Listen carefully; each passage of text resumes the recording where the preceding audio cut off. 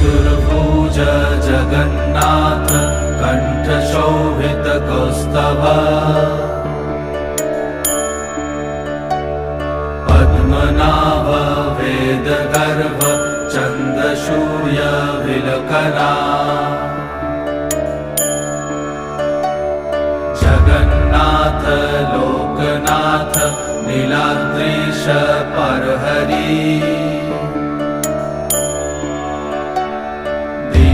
दीनबन्धुर्दया Sindhu Kripalu जनरक्षका कम्बुपाणि Chakrapani Padmanabha Narottam